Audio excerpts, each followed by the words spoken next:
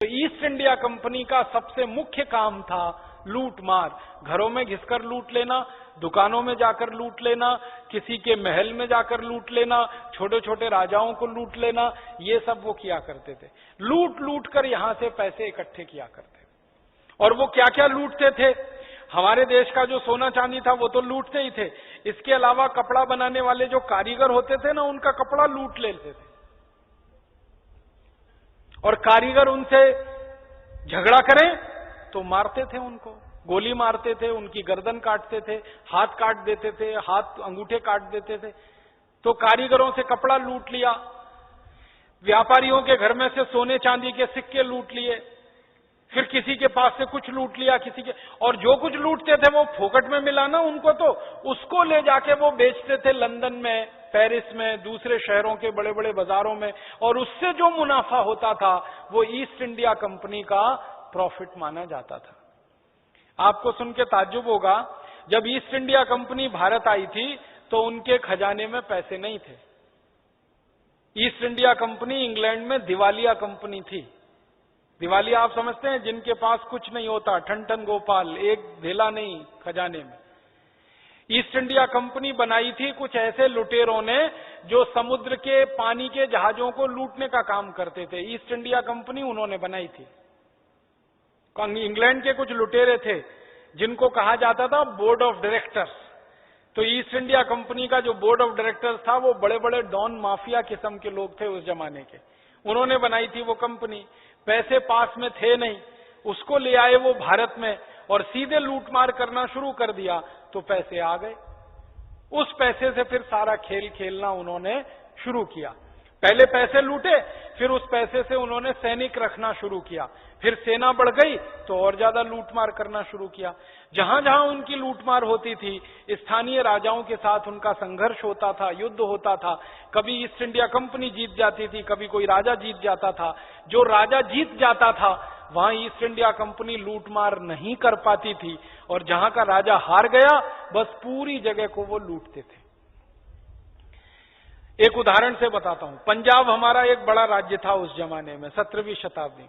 पंजाब के एक राजा हुआ करते थे महाराजा रणजीत सिंह, नाम सुना आपने?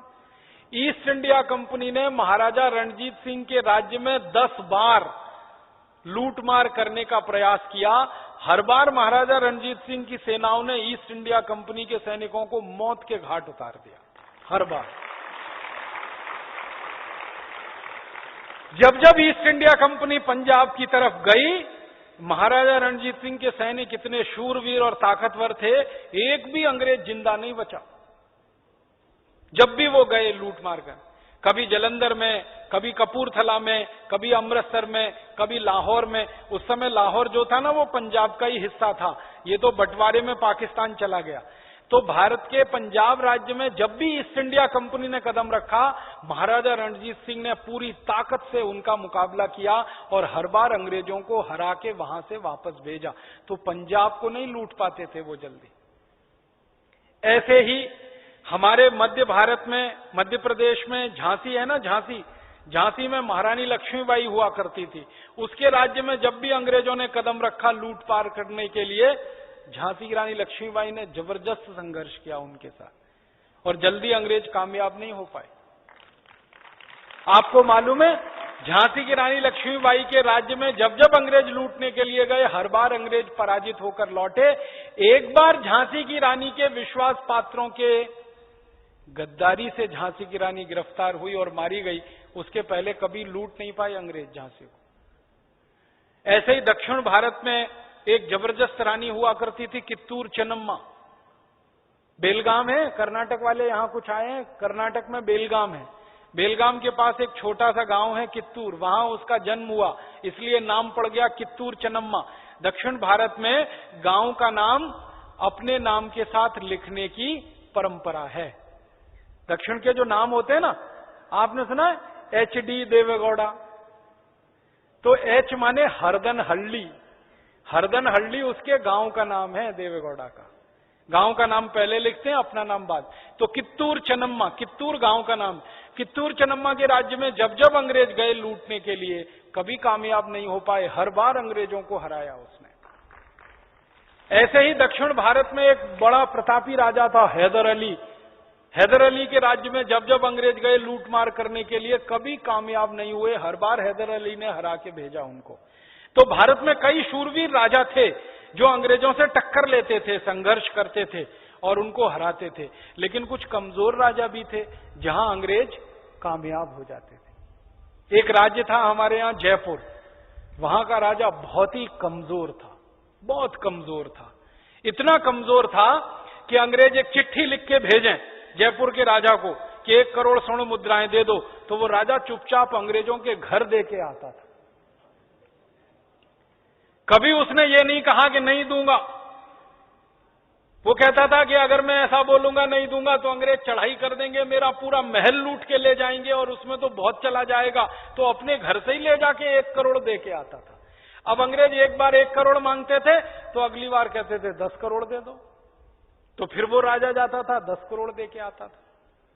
तो ऐसे कमजोर राजा भी थे इस देश में, जयपुर के, मैंने तो नाम लेके कह दिया, ऐसे कई कमजोर राजा थे, वो चुपचाप दे के आते थे। तो ईस्ट इंडिया कंपनी का जो धंधा चला इस देश में, वो इस तरह से चला, लूट मार करके इस देश में से पैसा उन्होंने बनाना शुरू किया।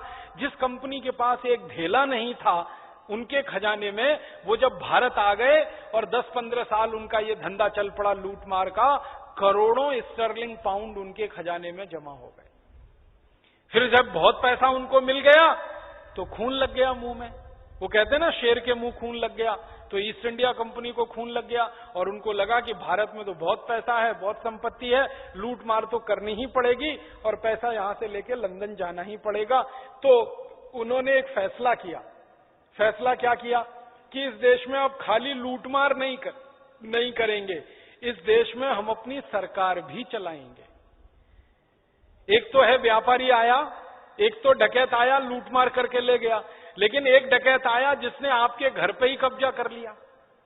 सोचो आप, कोई डकैत आपके घर में घुस गया, जो भी था थोड़ा बहुत संपत्ति है लूट के ले गया, ये एक घटना है। लेकिन कोई डकैत आपके घर में घुस गया और आपको मार के घर के बाहर निकाल दिया और घर पे कब्जा करके वो मालिक बन के बैठ गया। ऐसा ही हमारे देश में हुआ। हमारे देश में पता है क्या हुआ? जिस जहांगीर ने ईस्ट इंडिया कंपनी को लाइसेंस दिया था लूट मार करने का, उसी जहांगीर को ईस्ट इंडिया कंपनी ने कुर्सी से उतरवा दिया। उसी जहांगीर को। ऐसा हुआ। जो जो राजा के यहां ईस्ट इंडिया कंपनी वाले पहुंचे लूटमार करने, हर राजा को उन्होंने कोई न कोई षड्यंत्र करके कुर्सी से उतरवा दिया और वहां अंग्रेजों की सत्ता स्थापित होती चली गई। ऐसे करके धीरे धीरे भारत का आधे से ज्यादा राज्य उन्होंने कब्जे में ले लिया। 1618 में वो एक शहर में आए थे सूरत में, और 1718 तक आते आते 100 साल में हिंदुस्तान के आधे से ज्यादा राज्य पर उनका कब्जा हो गया। और पहले कब्जा हुआ कमजोर राज्यों पर। मैंने आपको बताया ना, जयपुर का ऐसे राजा, ऐसे भारत में 200 से ज्यादा कमजोर राजा थे। और उनकी कमजोरियां क्या थी? सब शराब में डूबे हुए, नशों में डूबे हुए, गंदे गंदे काम करने में डूबे हुए, वैश्यावृत्ति में डूबे हुए, रखेलों में डूबे हुए, हरम में डूबे हुए। एक शब्द होता है ना हरामी, ये कहां से आया? उर्दू का शब्द है, फारसी से आया हरम। हरम का मतलब होता है एक ऐसा महल जहां बहुत सारी स्त्रियां रहती हों और राजा उन स्त्रियों के साथ विलास करता हो, उसको हरम कहते हैं। अब उस हरम में से जहां बहुत सारी स्त्रियां राजाओं के साथ रहती थी, तो उनमें कुछ बच्चे पैदा हो जाते थे, उनको हरामी कहा जाता था। ये हंसने की बात नहीं है, सच्चाई बता रहा। हरामी शब्द है ना, वो हरम में से आया। तो ऐसे बहुत राजा थे जिन्होंने हरम रखे हुए थे। 50-50 महिलाएं, 100-100 महिलाएं, 150-150 महिलाएं, चरित्रहीन राजा एकदम से, निकृष्ट किस्म के राजा एकदम से, जिनको अपने शरीर सुख के अलावा कुछ दिखाई ही नहीं देता था। ऐसे राजा बहुत कमजोर होते थे। आप जानते हैं, जो विलासी होता है और वासना में डूबा हुआ होता है, वो सब चीजों में डूबा हुआ होता है। तो ऐसे राजाओं से ईस्ट इंडिया कंपनी पहले लड़ाई करती थी। और उस लड़ाई में एक बार में ही राजा हार जाते थे और राज्य ईस्ट इंडिया कंपनी का हो जाता था। ऐसे करके पूरे भारत में उन्होंने कब्जा जमाया और धीरे धीरे वो कब्जा 150 साल में सारे भारत पे हो गया। 1618 से